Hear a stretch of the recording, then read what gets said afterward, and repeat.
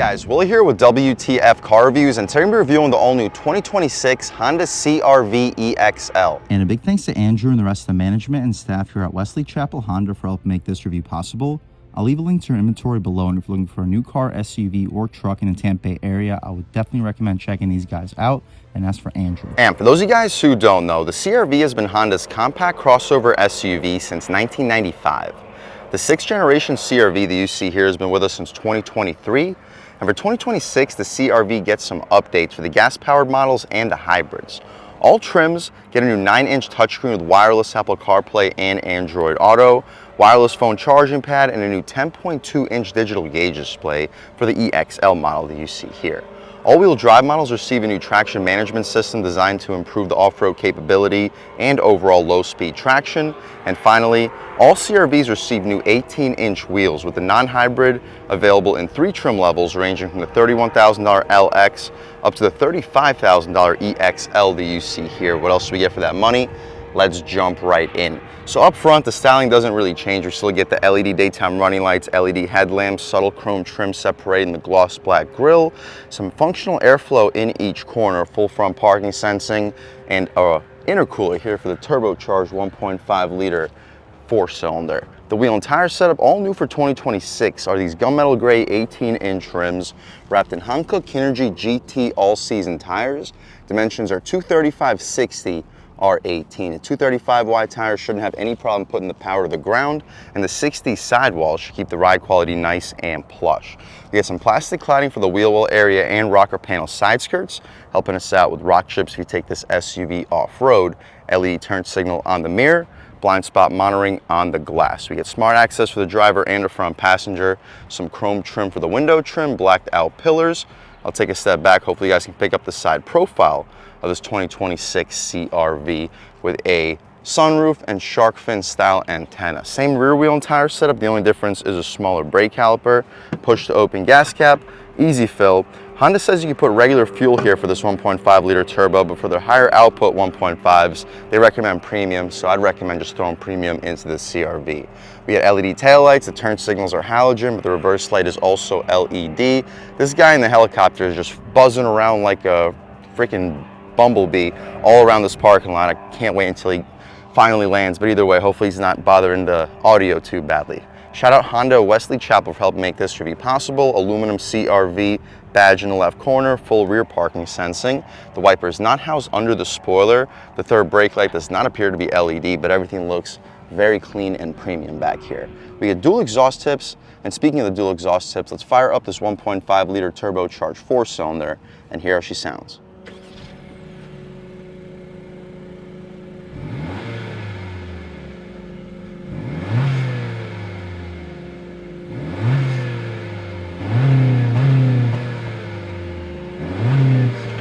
Alright guys, that was the sound of the 1.5 liter turbocharged 4-cylinder engine sold by Honda for the 2026 CR-V, and it sounds okay, cranking out 190 horsepower, 178 pound-feet of torque.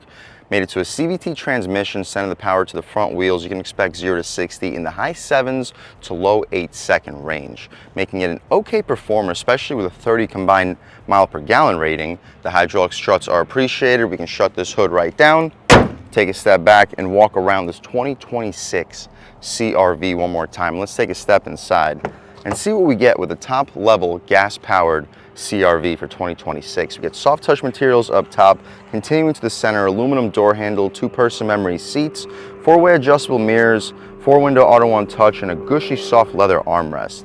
You'll stack 2 or 3 footlongs on top of each other, 32-ounce water bottle, and a pretty solid bass sound system, CR-V labeled right on top of it. We get a plastic step-in plate, nice premium seats too, nice bolstering, very comfortable seats, perforated but not heated or ventilated. 2-way lumbar control, you can recline, drop, lift, and slide the seats, but taking a step inside, we can really check it out. So foot on the brake, engine start, stop, and everything fires right to life. So as far as updates, you get the new 9-inch infotainment screen, 10.2-inch digital gauge display, wireless phone charging pad, and wireless Apple CarPlay and Android Auto. Other than that though, just about identical. We get the thick steering wheel, solid 10 and 2, perfect 9 and 3, rubberized horn area, loud and aggressive horn, We don't get dual pane windows, but it's a thick single pane of glass, solid feeling stocks. No auto rain sensing wipers, but we get auto headlamps, volume and skip controls, the adjustments for the left side infotainment screen. Hopefully you can pick that up on camera. And on the right side, we get our radar cruise control adjustments, lane keep assist, and the right side adjustments as well. But for the left side, let's go back to our previous screen with a tach that goes to about 6,500 RPM, speedometer going to 140. Electronic trunk release, we get a power tilt and telescoping steering rack, hood latch release, and hopefully get a good look at the pedals. Soft touch for the dashboard. The 9-inch touchscreen does not include navigation, but we get wireless Apple CarPlay and Android Auto, phone connect, premium feeling volume dial with our general settings, the backup camera, high resolution, guidance lines and trajectory with front and rear parking sensing, different camera views, and you throw it in park, returns right back to the previous screen. Dual zone automatic climate control, we do get heated seats, I apologize guys, 2 USB-C ports, 12 volt, and a wireless phone charging pad with a ton of storage right next to it. Drive mode selector or drive modes include normal, econ, and snow. We'll start off in normal, trout, econ to see what the differences are. Auto engine start stop, hill descent control, electronic parking brake with brake hold. The gear selector includes sport and low gear. You'll fit 24 to 32 ounce water bottles, solid storage, and a gushy soft leather armrest with a ton of storage too. You'll fit business cards, coins with about 8 to 12 1-liter bottles of soda in the console itself. The glove box, just hard plastic outside of it, but it's damped, not lined felt. You'll fit 20 license plates. Should fit 2 pairs of shoes, a couple Harry Potter books, probably 4, maybe 5. The window sticker, let's take a quick look at it on this 2026 CR-V 1.5 turbo 2-wheel drive EXL with the crystal black pearl exterior, $35,400 base price. You guys can pause, take a look at all the standard features. About $1,400 for the destination, totaling us out a tick under 37,000 bucks with 30 combined MPGs. Up top, we get LED interior lights, sunglass holder, the sunroof, we can open it up. The glass goes inside of the roof so it does not stick out like a sore thumb. Looks like it might start raining pretty soon in Wesley Chapel, Florida. We can poke our way out of here. It's a pretty nice day though outside of the potential rain. 74 degrees, there's no chance. It's under 85. It is a hot one right now in Wesley Chapel. We get a frameless, or basically frameless, auto-dimming rear view mirror too. And that's about it for the front seat, at least, this 2026 Honda CR-V EXL. Let's take a step out back. See how much space is offered back here, as well as the overall quality of the material. So up top, just hard plastic, same with the center, but the leather armrest continues, auto one-touch windows, aluminum door handle with 2 speakers on the door panel. The second row seats are still perforated, decently bolstered, and pretty comfortable. These seats also recline pretty drastically. Hopefully you pick that up on camera. The legroom, I'm a little bit over 6 feet tall, sitting behind my seat settings, and I still have about 5-6 inches of it. Headroom, upright, I have about 2 inches of it, and with the seat fully reclined, as you guys can see, now I have like 4 or 5 inches of it. If you're under 6'7", you should be able to comfortably sit in the back of a CR-V, and that's not something you're going to be saying with the rest of the compact SUV segment. We get air vents back here too, got the seat in the upright position, 2 USB-C ports, map pockets behind the passenger, no map pocket behind the driver. The interior light back here is LED.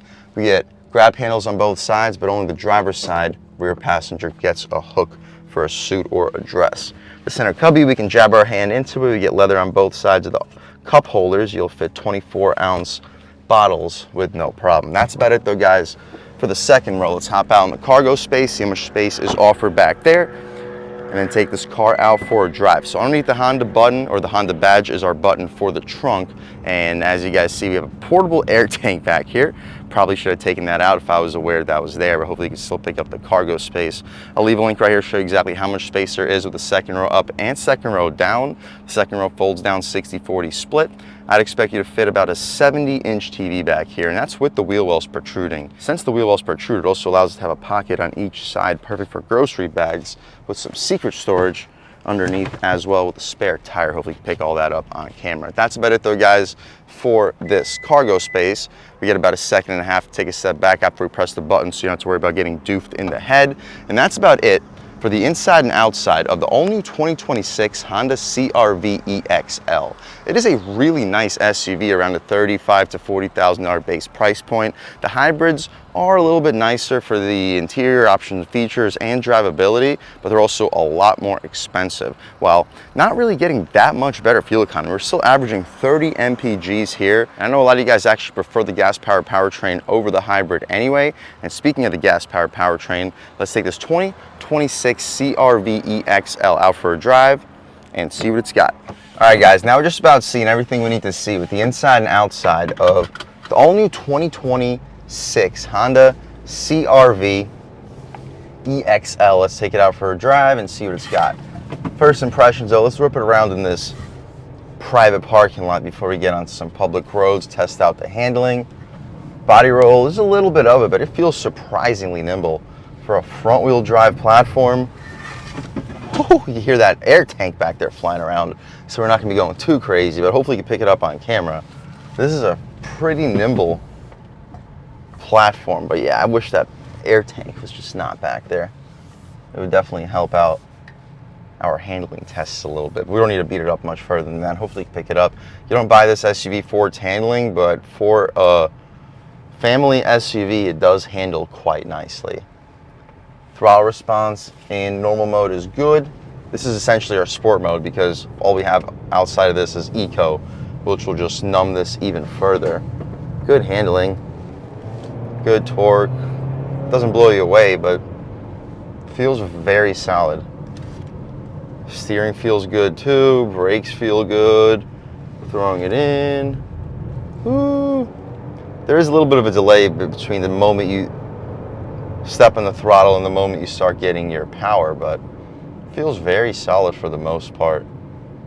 We can lean into it a little bit further. On the gas, boost, woo. Not bad. CVT is a little bit long at first, but it's fine. I mean, you're not buying this car to be going drag racing. It does feel very good though.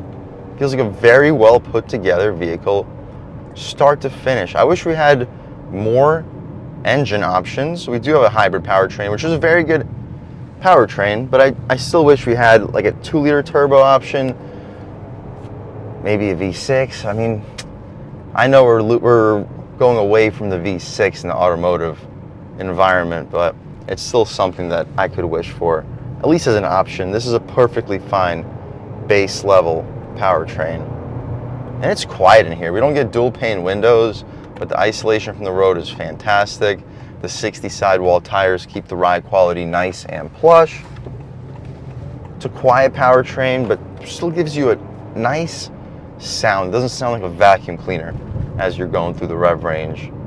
And even on concrete pavement, it's quiet in here.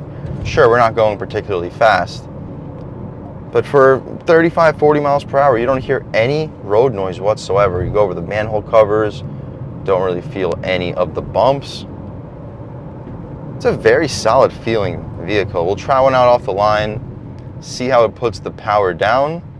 Should put the power down fine, but off the line, on the gas. Boost. Ooh. Let's go. Eh, not bad. Caught up the traffic. I can see 0 to 60 happening around 8 seconds. Maybe a tiny bit quicker, maybe not. But you're not buying this car for its 0 to 60. You're buying it for just its all-around, well put together nature, getting about 30 combined miles per gallon. It really does feel like a very well put together vehicle. And Honda's reputation for reliability, that's a major reason why you're going with a CR-V over just about anything else outside of maybe a Toyota RAV4, which also shares a very similar reputation for reliability. This thing just feels very well put together. Of course, it doesn't feel like a $50,000 Acura RDX. No, I'm not saying that it feels that good, but it does feel like something that borderline shares a lot of parts with the Acura RDX. And for a $35,000 base price point, what more could you possibly ask for? If you're looking for a comfortable, spacious SUV that can comfortably sit 5-6 foot passengers, for a $35,000 price point, you want the reputation of reliability. You like the looks, you like the loadedness and features, leather seats, front and rear parking sensing, nice backup camera, nice touchscreen, digital gauge display. all well under $40,000. If that's what you're looking for, guys, I would 100% recommend checking out the 2026 Honda CR-V. I like the hybrid, I like the non-hybrid, but for the difference in price between this EXL and an entry-level hybrid CR-V, I'd recommend just going for that entry-level Sport L hybrid CR-V. But if you don't like hybrids, not everyone does, you prefer the gas-powered Honda reliability reputation that this 1.5 liter turbo will likely have over that hybrid powertrain, I'd recommend checking out this EXL. It is really well loaded, and again, the fit and finish, it just feels like a vehicle that's above the class that it's actually in. And a big thanks to Andrew and the rest of the management and staff here at Wesley Chapel Honda for helping make this review possible. I'll leave a link to your inventory below, and if you're looking for a new car, SUV, or truck in the Tampa Bay area, I would definitely recommend checking these guys out and ask for Andrew. And a huge thanks to all you guys for watching. I had a great time making this video. If you're new to the channel, please subscribe. If you've already subscribed, thank you so much. You guys know the channel is just not possible without you, and I really appreciate the constant support. But again, if you haven't subscribed yet, please subscribe. Leave a like too, it really helps me out with the YouTube algorithm. That's how these videos get promoted to new people. Leave a comment, let me know what you like, let me know what you don't like. Leave a comment, let me know if there's any specific cars, SUVs, or trucks you'd like to see reviewed on this channel, and I'll definitely try getting those videos for you ASAP. But other than that, again, thank you guys so much for watching, and I hope all of you have a great day.